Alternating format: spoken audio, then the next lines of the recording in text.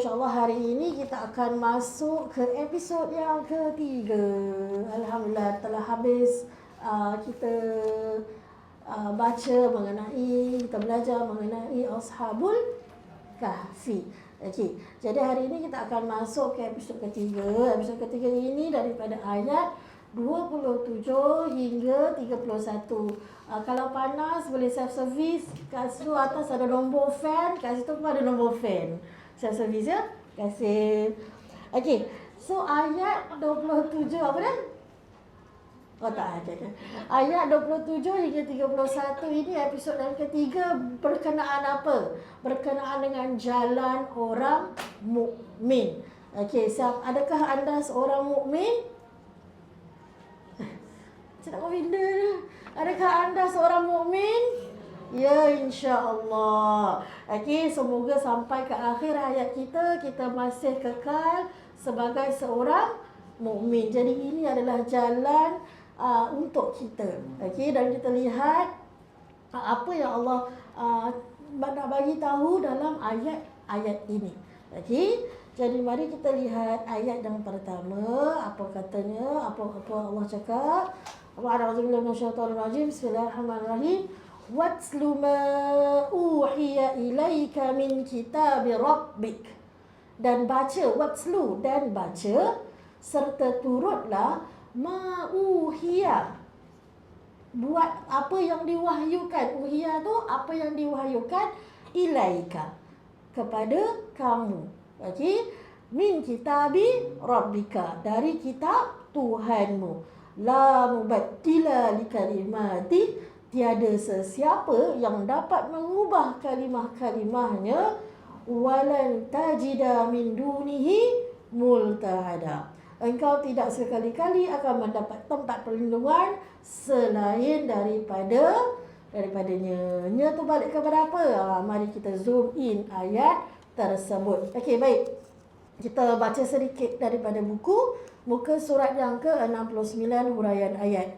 Okey, Bismillahirrahmanirrahim. Setelah disebutkan tentang Ashab Al-Kahfi yang menjadi dalil kekuasaan Allah, umat Islam diperingatkan untuk melazimi beberapa perkara seperti bersungguh-sungguh dalam membaca Al-Quran, menggauli sahabat-sahabat yang fakir, dan menunjukkan bahawa Al-Quran ialah kalam Allah yang benar. Maka Allah memerintahkan Nabi Muhammad SAW untuk menyampaikan Al-Quran, iaitu apa yang telah diwahyukan Allah kepada mereka dan bukan apa yang mereka inginkan untuk Nabi SAW ucapkan kepada mereka. Okey, seperti mana Allah firmankan dalam surah Yunus ni, apa Allah cakap? Dan apabila dibacakan kepada mereka ayat-ayat kami yang nyata, orang-orang yang tidak mengharapkan pertemuan dengan kami berkata, datangkanlah Al-Quran yang lain daripada ini, atau gantilah dia ayat-ayat menerangkan tentang seksa dan ayat-ayat menerangkan tentang rahmat. Katakanlah, tidaklah patut bagiku menggantinya daripada pihak diriku sendiri. Aku tidak mengikut kecuali apa yang diwahyukan kepadaku. Sesungguhnya aku takut jika menderhakai Tuhanku kepada seksa hari yang besar. Jadi kaum musyrikin Mekah seboleh-bolehnya memujuk Nabi untuk mengikuti ajaran mereka. Yang demikian Allah menegaskan bahawa tiada yang boleh menukar kalimah Allah serta segala hukum hakam yang telah ditetapkan Allah. Manusia tidak mampu untuk mendatangkan walau satu ayat yang setaraf dengan ayat Al-Quran. Okey, jom kita tengok. Perkataan pertama dalam ayat ini, watslu. Okey, watslu ni bermaksud apa? Bermaksud baca dan turut. Dia bukan sahaja baca tapi turut. Turut maksudnya apa? Kena ikut. Okey, Quran yang dibaca dan ikut dan harus diikut dan apa yang telah diperintahkan. Okey, Quran yang dibawa oleh Nabi Muhammad ni cukup untuk membantu kita dekat kepada Allah Subhanahu wa taala. Okey, jadi ayat ini diturunkan, kalau kita ingat, kita imbas kembali mengenai persoalan yang ditanya oleh kaum Quraisy. Kan ditanya mengenai Ashabul Kahfi. Apa lagi? Apa 3 soalan? Ashabul Kahfi. Apa dia? Allah. Tahun lepas tu cerita sah. Okey, Ashabul Kahfi, persoalan mengenai Allahu Akbar. Zulkarnain dan persoalan mengenai roh. Persoalan mengenai roh telah dijawab oleh Allah dalam surah Al-Isra. Jadi bila Nabi ceritakan kepada mereka ini mengenai Ashabul Kahfi, mereka ini tidak begitu gembira. Kerana apa? Kita dah bincang. Kerana apa? Kerana cerita Ashabul Kahfi yang ada dalam Quran tidak begitu detail. Tidak diiringi dengan segala detail-detail yang mereka nak. Mereka ni kalau orang-orang Quraisy, orang-orang Yahudi ni, mereka kalau nak tahu cerita, mereka nak tahu sedetail-detailnya. Walhal apa yang diberitahu oleh Allah dalam Al-Quran itu mencukupi. Kerana detail-detail yang lain itu tak ada faedahnya. Okey, apa yang telah diberitahu itulah dia yang patut kita ambil tahu, itu yang patut kita tahu untuk kita ambil pengajaran. Okey, sebab tu Allah datangkan watslu ma uhiya ilaika. Baca turut, sampaikan je apa yang telah diwahyukan kepada engkau. Engkau balik kepada siapa? Nabi Muhammad SAW. So bila jawapan yang Nabi beri apa sahaja yang Allah beri kepadanya. Tanpa tokok tambah, tanpa nak discussion. Kita kalau bercerita, Ajar tanya saya, semalam ada orang datang rumah, kita pun cerita, orang datang rumah, pampung, semua cerita, mak nenek semua masuk. Tak kan? Tapi kalau bila kita sampaikan cerita orang lain kepada orang lain, selalu kita akan tambah untuk tambahkan sedap cerita, betul tak? Betul tak? Sebab apa macam kalau kita tambah sikit-sikit nanti dia lagi menarik untuk orang dengar. Tapi tak begitu. Untuk Nabi Muhammad SAW tak begitu. Apa yang diberitahu kepadanya oleh Allah, apa yang diwahyukan kepadanya, itulah yang diceritakan. Tanpa sedikit pun ditekuk tambah oleh Nabi Muhammad SAW. Okey? Jadi watslu ma uhiya ilaika, apa yang diwahyukan maksudnya segalanya itu kata-kata daripada Allah tanpa ditekuk tambah. Okey, jadi apa maksud min kitabi rabbik? Min bermaksud daripada kitab buku ataupun merujuk kepada Al-Quran, rabbik Tuhanmu. Okey, perkataan min menunjukkan ianya hanya sebahagian daripada Al-Quran. Jadi kalau kita nak faham, ketika surah Al-Kahfi ini diturunkan, Al-Quran dah komplit ke belum?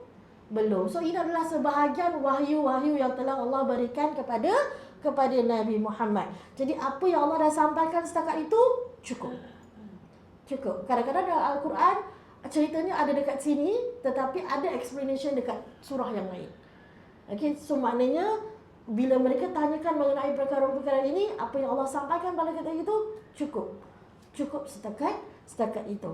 Allah akan tambah apa yang diperlukan pada masa yang lain, pada masa yang apabila wahyu tersebut diperlukan lagi. Okey, sebab kita tahu kan penurunan Al-Quran ini selama berapa tahun? Berapa tahun? 20 berapa? 23. Okey, dia bukan datang dalam masa setahun, 2 tahun, tak lama kan? Lama. Jadi wahyu-wahyu ini diturunkan setiap Al-Quran diturunkan setiap baik-baik perkataan yang diturunkan, ada hikmah di sebalik setiap perkataan, ada cerita di sebalik setiap perkataan. Okey, itu yang kita kena ambil tahu dan belajar. Okey? Jadi ini merupakan jawapan dari doa Nabi, tak kala lupa pada insya-Allah. Ingat tak last week kita belajar berkenaan dengan ayat-ayat pasal insya-Allah. Betapa Nabi lupa untuk katakan insya-Allah. Tapi Allah cakap dalam ayat tu, kalau kita lupa cakap insya-Allah, kita kena buat apa? Ini baru last week, bukan cerita tahun lepas. Kalau tak cakap insya-Allah, kita kena cakap apa? Istighfar. Tak, saya tak cakap istighfar. Lupa je istighfar Dalam ayat tu, seandainya Jah jemput datang rumah saya minggu depan. Okey, boleh. Saya confirm datang Zah. Balik. Lupa nak cakap insya-Allah lah tadi. Nak buat apa? Kita ingat kepada Allah. Salah satu cara untuk ingat kepada Allah dengan ucapan Subhanallah. Itu yang diajarkan, Subhanallah. Lalu itu je ke? Tak, lalu kita mohon petunjuk daripada Allah. Katakan apa? Semoga Allah lebih bagi kita lebih kalau sebelum ni dengan insya-Allah, semoga Allah izinkan kan. Sebab apa sahaja yang berlaku kepada kita ini adalah atas izin Allah. Jadi tak kali kita lupa cakap insya-Allah, kita ingat kepada Allah dengan perkataan subhanallah ke, alhamdulillah ke, astagfirullah in fact pun, lalu kita mohon kepada Allah supaya beri kita lebih petunjuk yang lebih nyata dan terang. Tengok baliklah ayat last week ya.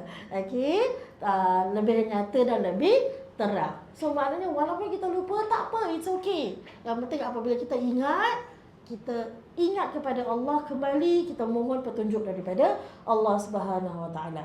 Okey, Nabi merupakan berserah Allah dan perkataan Rabb menunjukkan kepada betapa Allah ada bersama Nabi, maka Nabi tidak perlu rasa sedih dan rendah diri. Sebab Allah nak cakap apa tahu? Mereka ni nak lebih, mereka nak tahu lebih daripada apa yang telah disampaikan. So Allah cakap Nabi, it's okay. Apa yang aku cakap pada kau ni cukup. You have me at your back.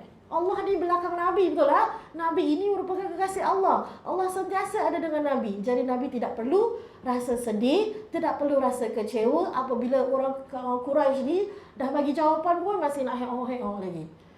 Allah ada bersama Nabi. Jadi tak perlu sedih. Okey? So, mari kita sambung. La mubaddila li kalimati. La, tidak boleh mubaddila, mengubah li kalimati, kata-kata Allah. Sekali lagi Allah cakap Al-Quran ini tidak boleh diubah kata-katanya. Dan Allah telah janjikan bahawa sehingga hari kiamat kelak Allah akan menjaga Al-Quran. Dan hanya Al-Quran sahajalah kitab yang boleh kita rujuk. Kitab ada berapa? Penat hari ni, so banyak betul soalan-soalannya. Kitab ada yang kita kena percaya ada 4. Lagi 3 boleh pakai lagi? Dah tak boleh. Okey, kerana orang kata dah banyak sangat modifikasi. Kalau kita jumpa pun orang cakap, oh ini saya bawakan awak kitab Taurat yang original. Boleh percaya? Tak boleh percaya.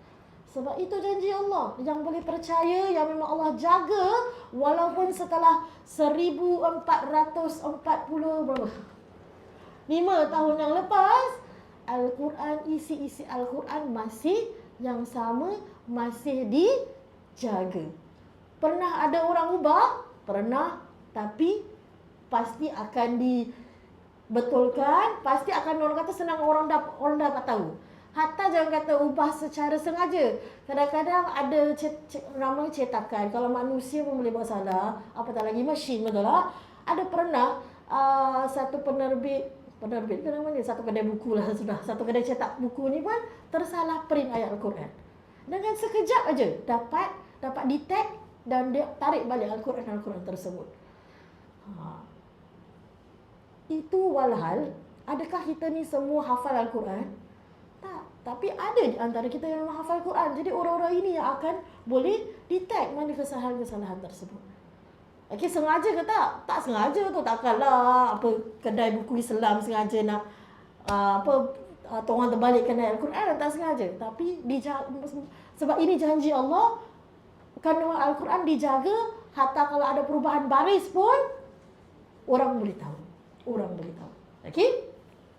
Jadi Quran sudah mencukupi dan dan meletakkan kitab-kitab sebelum ni tidak ada nilainya lagi. Jadi yang ada nilai setinggi-tinggi nilai ni adalah Al-Quran. Dan Al-Quran ini akan sentiasa kekal relevan hingga ke akhirnya.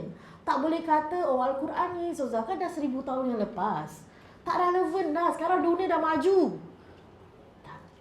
Hatta ada perkara yang disebutkan dalam Al-Quran belum terjadi lagi, betul? Belum terjadi lagi. Macam mana kita nak cakap Al-Quran dah tak relevan lagi? Okay? Hatta kisah-kisah yang dibawakan kepada kita pun adalah untuk kita mengambil pengajaran daripada kisah tersebut untuk kita aplikasikan pada hari ini. Ini baru satu surah, saya bila kaji surah Al-Kahfi ni, kadang-kadang takut sendiri sebab sangat relevan dengan sekarang ini. Sangat relevan dengan apa yang terjadi sekarang ini. Apa yang terjadi pada akhir zaman ini. Okey? Jadi sebab itu kita digalakkan untuk mengkaji Al-Quran. Okey, kalau kita belum tahu baca, belajar baca Al-Quran. Bila dah pandai baca Al-Quran, kita kaji makna-makna Al-Quran. Dah pandai kaji Al-Quran, kita cuba hafal Al-Quran. Sebelum kaji nak hafal pun dipersilakan. Okey, jadikan Al-Quran ini sebagai pendamping dalam hidup kita. Ada kawan boleh, tapi kawan boleh sentiasa dengan kita ke? Tak boleh lah banyak cantik aku ada kawan tu pun ada life lain. Kan? Okey, tapi Al-Quran ini sentiasa, kalau kita jadikan Al-Quran ini sebagai pendamping kepada kita, apa yang jadi? Kita tengok apa yang jadi. Bila kita jadikan Al-Quran ini sebagai pendamping. Okey, sebelum tu setiap perkataan Allah datangkan dalam Al-Quran ini membawa maksud dan tersurat dan tersirat. Macam saya cakap tadi lah, apa sahaja perkataan. Sebab tu kita tengok satu-satu apa yang Allah cakap. Kita belajar dalam masa yang sama, kita belajar bahasa Arab jugalah. Cuma bahasa Al-Quran kita tinggi sikit. Mana kadang-kadang ada yang kita boleh pakai, kita pakailah dalam kehidupan seharian kita kan. Okey, macam contoh macam la. La apa maksud dia? Tak boleh. Anak minta duit sikit boleh? La. Cik Asian yang mak ada belajar mesti cakap Arab. Kan? Okey. Jadi selepas itu Allah cakaplah mubaddila li kalimati walan tajida min dunihi multahada. Walan tajida, tak akan kamu dapat min dunihi, selainnya. Multahada ni membawa maksud perlindungan. Okey, kita tak akan dapat pun apa-apa kalau kita tak ada Allah dan Al-Quran. Allah dan Al-Quran ini merupakan perlindungan kepada kita. Okey, tempat kita multahada ni bermaksud tempat kita mohon perlindungan. Sekiranya kita tak baca dan kita tak turuti Al-Quran, maka tiada tempat perlindungan bagi kita.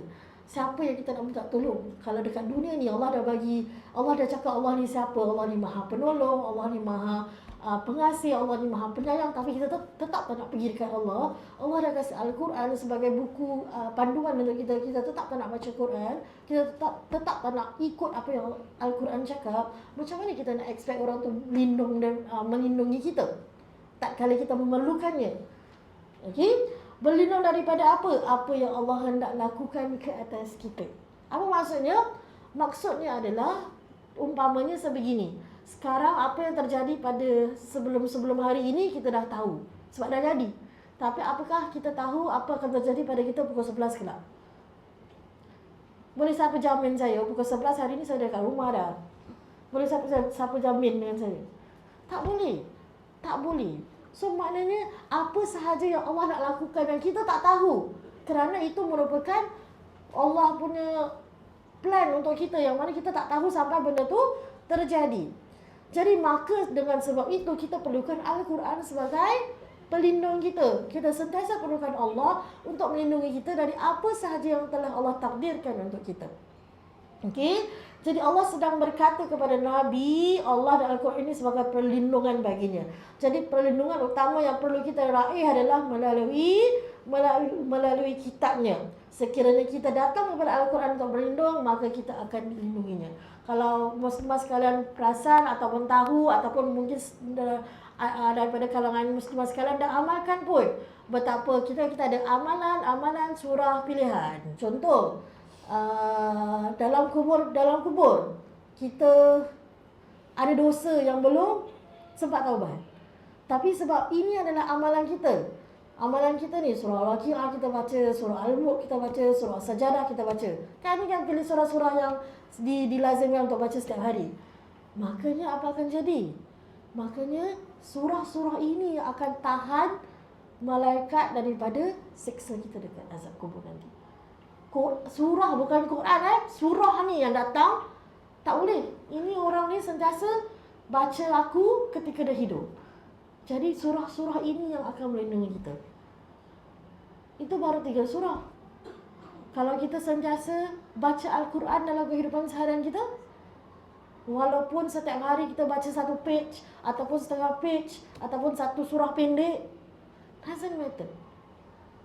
Okey, apa surah-surah ini, amalan-amalan surah ini adalah sebagai guidance untuk kita. Tapi apa yang penting adalah untuk kita sentiasa baca Al-Quran. Tak pandai, belajar. Sampai bila kita nak kasih alasan, susahlah saya dah tua, dah tak boleh masuk. Tak boleh. Kena usaha. Kalau kita boleh belajar untuk masak sup tulang, takkanlah kita tak boleh usaha untuk belajar Al-Quran. Okey, boleh. Tak boleh lah sesuatu garang sangat. Cari sesuatu yang tak garang. Cari. Kalau saya faham, saya kalau ajar ngaji ada satu makcik yang nanti dia cakap dengan saya, baru-baru lah dulu kan, nak saya ni macam lambat sikit tau, jangan marah-marah. Belum saya tak ada, jangan risaulah, tak apa, it's okay, yang penting nak belajar. Seandainya kita meninggal kelak dalam kita proses belum pandai baca Al-Quran, tapi kita dalam proses tengah belajar Al-Quran, walaupun masih Iqra' 1, Allah pandang. Sebab usaha, Allah tahu susah. Bila nak belajar ni susah. Banyak benda yang kita nak kena korbankan. Allah tahu. Allah nampak, Allah lihat. Dan jangan anggap Allah tak pandang usaha kita. So maknanya jadikan motivasi bagi siapa yang belum pandai baca Al-Quran, belajar Al-Quran. Siapa yang belum lancar, lancarkan. Siapa yang belum tak lancar tapi belum hatamkan. Maknanya perjalanan Al-Quran kita ini ada progression. Okey, jangan daripada dulu sampai sekarang qul huwallahu ahad je. Salah? Tak salah. Bagus, baca qul huwallahu ahad setiap hari. Kalau itu je yang kita hafal pun tak apa. Tetapi mesti ada peningkatan. Sikit demi sedikit. Okey? Sebab apa? Kita amat perlukan Al-Quran. The first time yang kita akan paling perlukan Al-Quran bila kita pindah ke alam barzakh tu lah.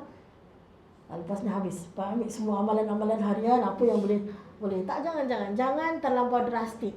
Sebab nanti awak baca hari ni semua baca surah, besok semua dah tak baca. Sebab secara drastik ni pun tak boleh. Kita nak secara konsisten. Okay, secara konsisten. Susah. Saya pun struggle nak baca surah-surah ni hari-hari. Okay, susah. Tapi kita jangan terlampau jangan nak permulaan ni jangan terlampau keras dengan diri sendiri. It's okay. Take the baby step, orang cakap. Baby step. Okay, jangan take the adult step. Okay, kata dia. Gurau je. Okay, so kalau nak kita samakan kan, kalau kita tengok dalam kisah yang dibawakan oleh Allah sebelum ni, mengenai kisah Ashabul Kahfi, perlindungan bagi mereka adalah Quran ke? Tak. Apa perlindungan yang Allah bawakan? Mereka ditolong oleh Allah, mereka diilhamkan oleh Allah untuk sembunyi dalam gua. Jadi gua ini memang tempat perlindungan bagi mereka. Literally. Sebab mereka ditirurkan dalam gua, disebabkan mereka ditirurkan selama 309 tahun dalam gua tu, mereka terselamat daripada kekejaman raja tersebut dan iman mereka itu tetap teguh kepada Allah SWT. Kita perlu masuk gua? Tak perlu. Okay, tak perlu. Sebab apa? Allah dah cakap untuk umat Islam pada ketika ini, perlindungan kita adalah Al-Quran. Jadi hari ini kita faham Al-Quran bukan setakat panduan kita ni, bukan setakat kita punya guidance, tapi Al-Quran juga merupakan perlindungan untuk kita. Bila? Bukan dekat akhirat sahaja ya, dekat dunia pun sama. Okey, satu amalan yang mana setiap hari kita baca ayat kursi, hidup kita akan dilindungi. Okey, dilindungi daripada apa musibah yang akan datang. Tapi bukanlah bermakna every time. Susah saya baca ayat kursi tapi saya tetap ditimpa musibah. Macam mana tu? Tak ada maknanya seseorang itu digelar sebagai seorang beriman kalau tidak diuji. Nak happy-happy bukan sekarang. Nak happy-happy dekat syurga nanti. Nak masuk syurga macam mana? Susah-susah dahulu, senang-senang kemudian. Okey? Itu merupakan ayat yang ke-27. Okey. Menarik. Kita tengok ayat yang ke-28. Ayat ke-28 ini, bismillahirrahmanirrahim. Wasbir nafsaka. Jadikanlah dirimu ini sentiasa berdamping rapat ma'allazina yad'una rabbahum, dengan orang-orang yang beribadat kepada Tuhan mereka, bil ghadawati wal ashi, pada waktu pagi dan petang, yuriduna wajhahu, yang mengharapkan keridhaan Allah semata-mata. Wala ta'du aynaka an wala wala ta'du aynaka, dan janganlah engkau memalingkan pandanganmu daripada mereka, anhum turidu zinatal hayatid dunya, hanya kerana engkau mahukan kesenangan hidup di dunia. Wala tuti' man aghfalna qalbahu an zikrina, wala tuti', dan janganlah engkau mematuhi man aghfalna qalbahu, orang-orang yang kami ketahui hatinya lalai apa? An zikrina, daripada mengingati dan mematuhi pengajaran kami di dalam Al-Quran. Wattaba'a hawahu, serta menurut hawa nafsunya. Wa kana amruhu furuta, dan tingkah lakunya pula adalah melampaui kebenaran. Okey, kalau mari kita bacakan di sebalik ayat 28 ini. Dekat dalam muka surat 69. Bismillahirrahmanirrahim. Menurut Al-Qazin dalam tafsirnya, ayat 28 diturunkan ke atas Rasulullah sallallahu alaihi wasallam apabila Uyainah datang kepada Rasulullah ketika Nabi berada dengan beberapa orang sahabat. Okey, antaranya Salman radhiyallahu anhu, Abu Dzar radhiyallahu anhu, dan orang-orang Islam yang kebanyakan daripada mereka adalah fakir miskin. Baju yang mereka kenakan agak berbau daripada kesan peluh dan kekotoran. Uyainah meminta agar mereka dijauhkan daripada Rasulullah sekiranya Uyainah ingin memeluk Islam. Uyainah mengugut dengan mengatakan sekiranya beliau memeluk Islam, maka pengikut mereka kesemuanya akan menganut Islam. Apa yang menghalang kami dari memeluk Islam adalah mereka, merujuk kepada orang-orang fakir yang mempunyai bau yang kurang elok. Beliau meminta untuk Nabi SAW mengasingkan majlis mereka dengan majlis orang-orang fakir tersebut.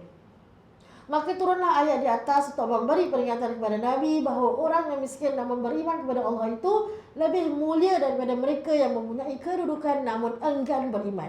Allah memberi kekuatan kepada Nabi SAW untuk berhadapan dengan Uyainah untuk mempertahankan golongan Muslim miskin yang sentiasa berzikir kepada Allah tidak kira siang dan malam untuk mendapatkan keridhaan Allah. Kisah ini menunjukkan bagaimana Allah tidak melihat pada harta dan kedudukan seseorang, akan tetapi kepada keimanan serta ketakwaannya. Okey, jadi kita tengok wasbir nafsaka. Kalau kita tengok secara literal, makna dia tadi adalah sentiasa berdamping kan. Tapi wasbir nafsaka ni maksudnya apa? Wasbir ni sabarlah. Kalau balik anak-anak, mama, isbir. Sabar. Itu maksudnya. Gitulah. So isbir ni maksudnya sabarlah diri kamu. Maksudnya apa? It's okay. Bersabar dengan apa yang telah kau ada, apa yang Nabi ada. Allah suruh Nabi berasa cukup dengan apa? Ma'alladzina yad'una rabbahum, dengan orang-orang ini yang sentiasa menyeru kepada Tuhan mereka. Allah merujuk kepada siapa? Para sahabat. Kenapa Allah kira Allah betul-betul backup sahabat dalam ayat ini? Allah betul-betul muliakan para sahabat dalam ayat ini.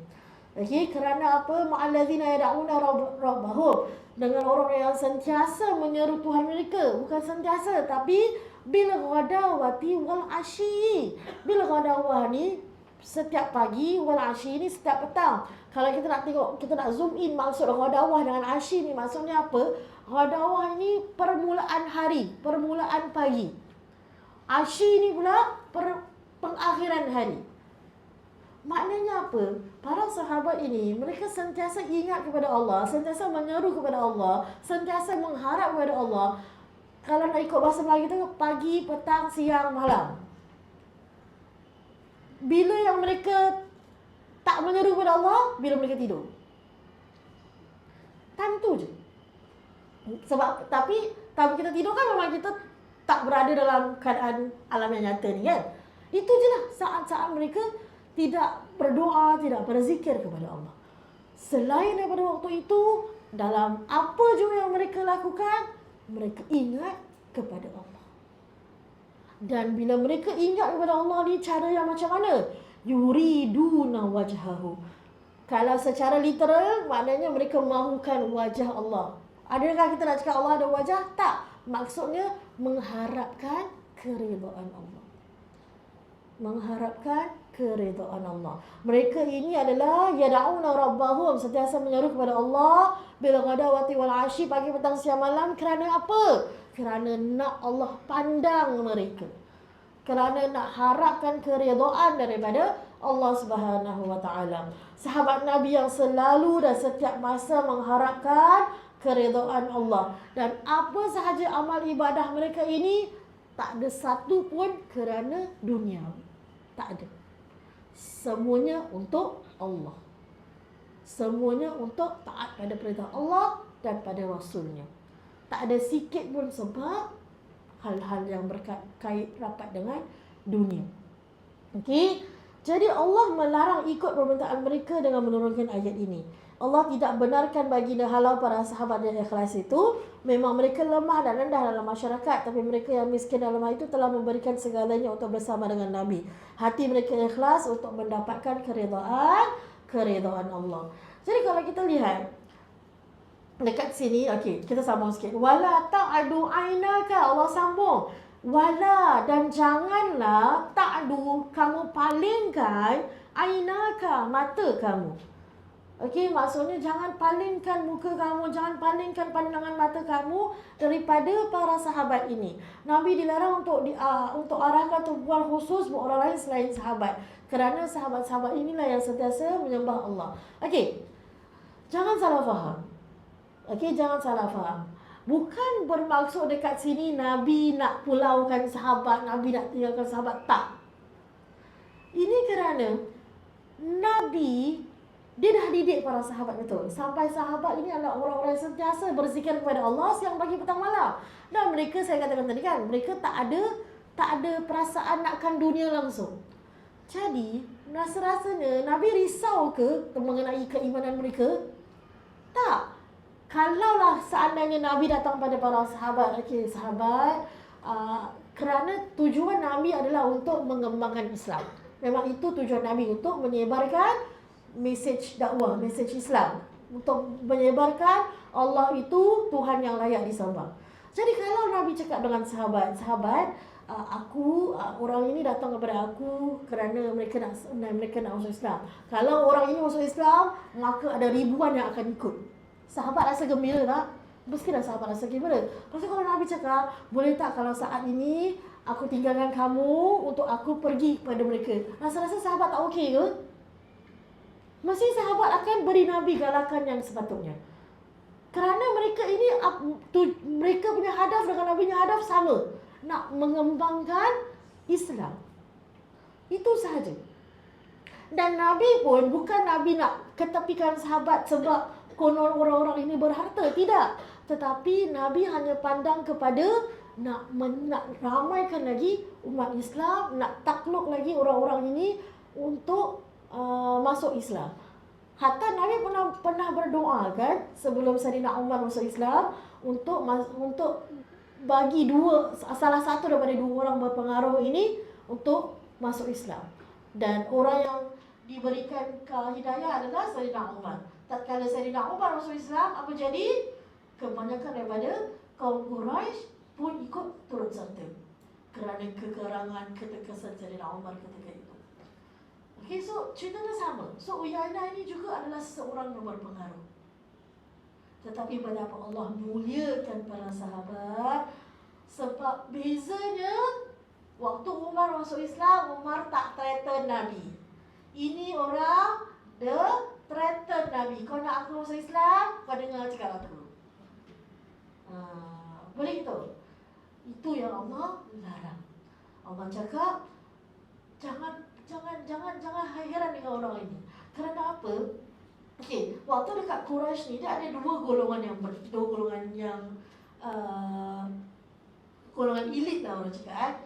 Dan golongan elit yang pertama adalah elit dalam masyarakat. So orang-orang yang ternama daripada kaum Quraisy. Orang-orang Quraisy orang-orang yang ternama. Yang kedua adalah elit dalam ilmu agama. Nanti macam pendeta Yahudi, kerana orang Yahudi kan Yahudi, kerana macam waktu Nabi buat Islam sebelum tu adalah agama yang Nasrani dan sebagainya. Okey, jadi pendeta-pendeta ini. So sekiranya orang-orang besar yang masuk Islam, pasti pengikut yang masuk Islam turut ramai. Dan maka daripada situ Islam akan makin berkembang, makin berkembang dan makin berkembang. Tapi Allah cakap wasbir nafsaka ala allazina yad'una rabbahum. It's okay. Dari sudut pandangan mata Nabi, Nabi nakkan kemenangan untuk Islam. Tapi dari sudut Allah, aku tak perlukan orang-orang yang pandang harta dunia, yang nak ada status dan sebagainya. Tak kisahlah walaupun sedikit sahabat ni, golongan orang-orang yang beriman ni walaupun sedikit, asalkan mereka ini ikhlas taat kepada Allah kerana nak harapkan keridhaan Allah.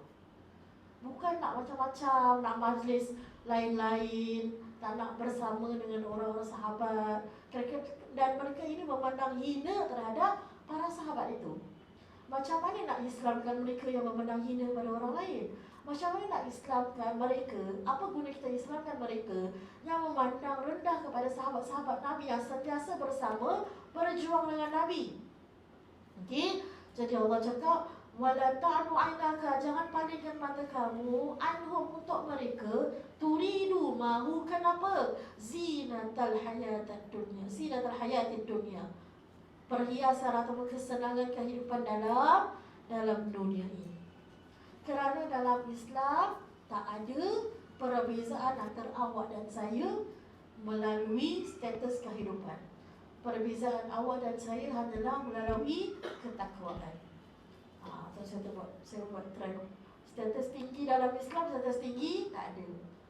Tapi apa yang ada, takwa yang tinggi, itu yang dipandang oleh Allah Subhanahu Wa Taala. Saya bawakan sedikit kisah sebab nak cerita ni, ini antara orang musyrikin dengan orang Islam. Hatta dalam Islam sendiri pun tak ada perbezaan. Kalau kau Islam dah 10 tahun, aku Islam dah 20 tahun, mana aku lagi pandai daripada kau.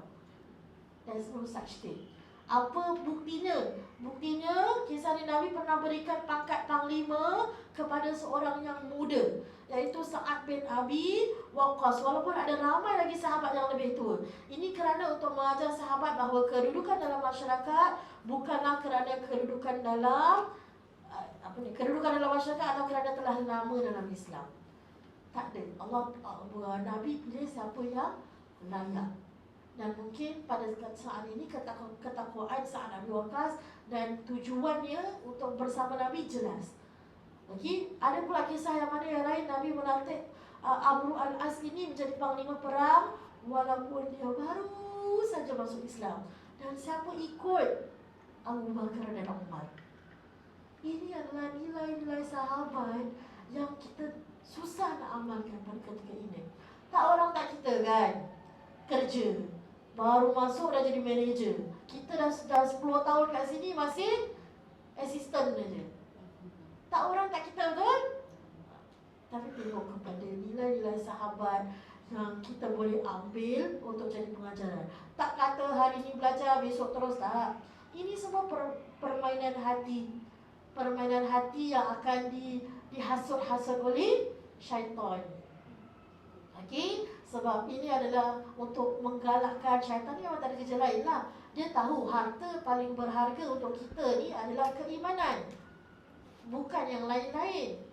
Kalau dia boleh rosakkan iman kita ni, maka settle dah kerja dia. Berjaya, victory untuk si syaitan. Okey, jadi lepas Allah cakap apa lagi? Allah cakap wala tuti' man aghfalna qalbahu an dzikrina. Dan janganlah kamu taat kepada mereka yang telah lalai hatinya.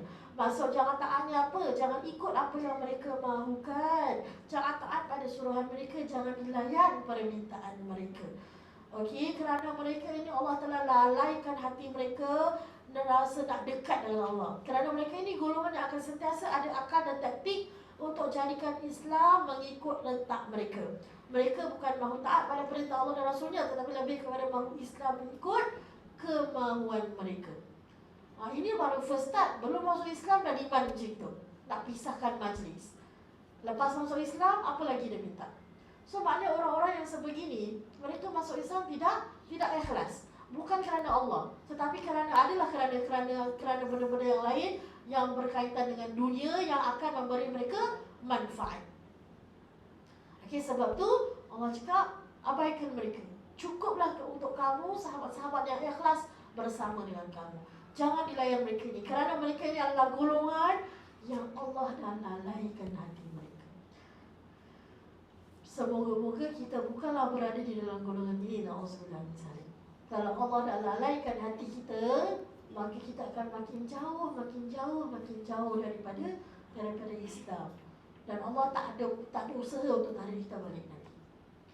Kerana terlampau sibuk dengan hal dunia sampai dilupakan berkenaan hal-hal yang sepatutnya kita ambil berat untuk perlindungan kita pada hari akhirat kelak.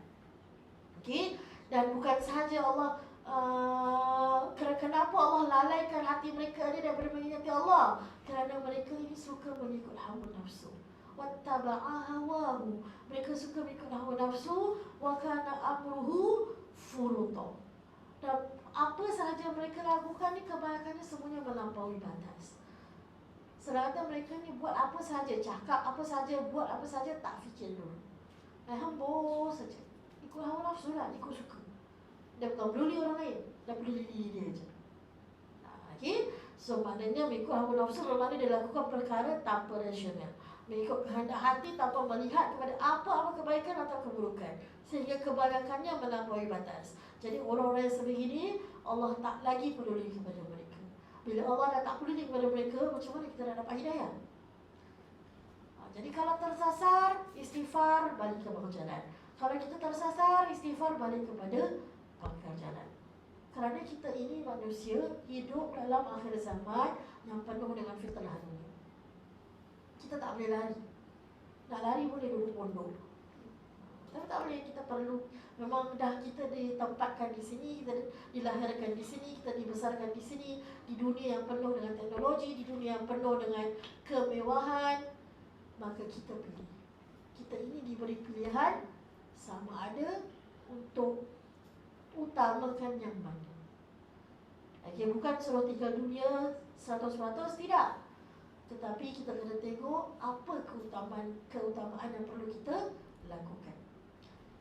Okay? Jadi kadang-kadang kita rasa orang kaya ni yang kita, bukan kita ngajar, orang yang kaya ni lebih baik sebab dia banyak duit dan selalu sedekah kan. Selalu gitu kan.